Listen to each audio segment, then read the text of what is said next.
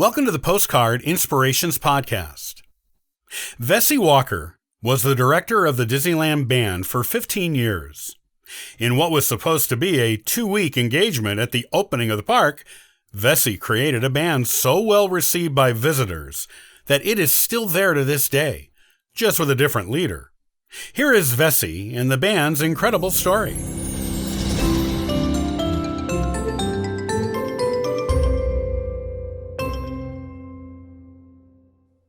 The Disney parks have changed a lot over the years. There are many cherished memories that people have of things from the park that may no longer be there.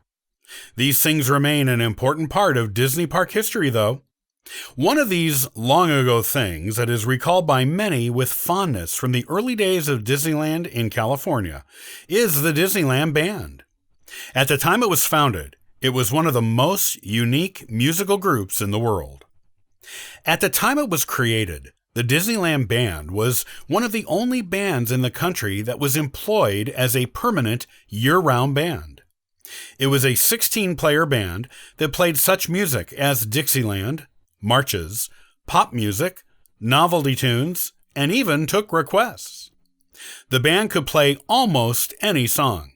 It was versatile, polished, and beloved by guests from all over the world. The director of the Disneyland Band was Vesey Walker. Vesey was considered one of the last truly great bandmasters in America. Vesey led the band down Main Street, USA in Disneyland for the first time in July of 1955. The public response was extremely positive. In fact, Vesey was surprised with just how much love the band was greeted the first time it played, and every time it played after that. The band eventually went on to perform on behalf of the Disney Company in all 50 states and in more than 100 foreign nations. Vesey always held the baton as any proper old-time band leader would do. Vesey himself, a band leader, personally greeted such dignitaries as King Mohammed V of Morocco and former U.S. Presidents Harry Truman and Dwight Eisenhower. Audiences of all ages loved the band. Older folks would smile and tap their feet at hearing the songs of their youth. The younger guests would dance along to the music. When the band played, it was always a happy, cheerful, joyous time at Disneyland.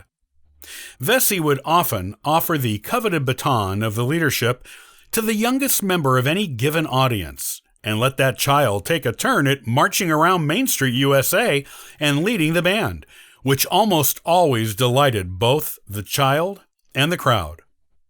While Vesey Walker is best known as being the leader of the Disneyland Band, he had an illustrious career in music before joining that iconic act. He was a past master at band organization and direction, and had won more than 50 music awards ranging from local to national before joining the Disney Company. He led many other bands before the Disneyland Band, all to great success and acclaim. Vesey was born in England, but came to the United States in 1912, where he embraced his new country. He became the leader of the Milwaukee American Legion Band after the end of World War I. The band won 4 national championships under Vesey's direction. It also won the International Band Contest in Geneva, Switzerland in 1934, also under Vesey's direction. Vesey also led that band to an Elks National competition and a Veterans of Foreign Wars contest. Other gigs Vesey had before becoming the leader of the Disneyland Band include a stint as the bandmaster for the Los Angeles Elks 99 Band, which he led for 21 years. The band was already famous as the Elks Toppers when he became its leader, and he led the band when it marched in the Rose Bowl parade on New Year's Day in Pasadena, California, for many years.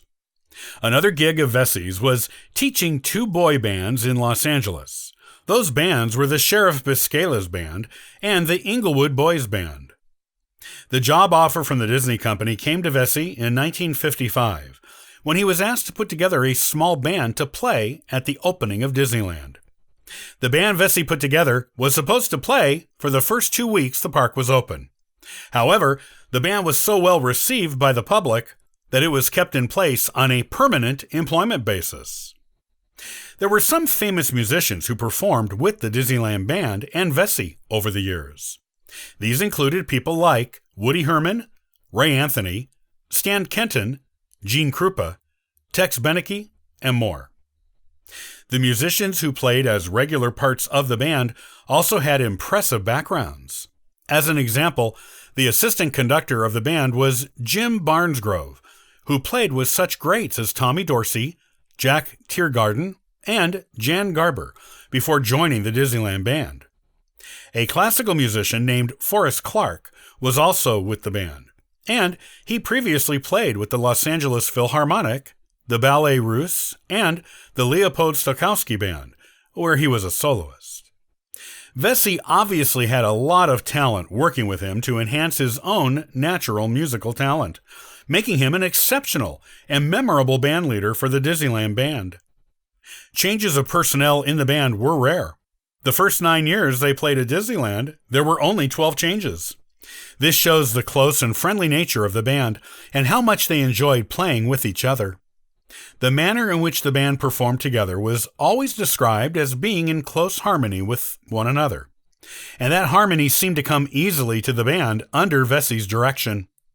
Their long experience of playing together, along with their talent and Vesey's leadership, made for a thrilling band experience for Disney Park visitors. Vesey always claimed that he had no favorite song for the band to play. However, it was rare that the Disneyland Band did not end their 12:30 p.m. daily concert in the park's Plaza Gardens with John Philip Sousa's Stars and Stripes Forever. Vesey directed the Disneyland Band for 15 years, retiring in 1970. He passed away in 1977. While there is still a Disneyland Band at Disneyland, those early visitors to the park still recall with fondness the days when Vesey led it down Main Street.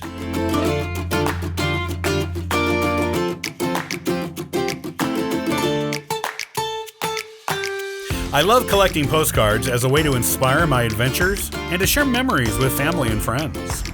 Follow along at postcardinspirations.com. Now, go out there and have a wonderfully inspirational day.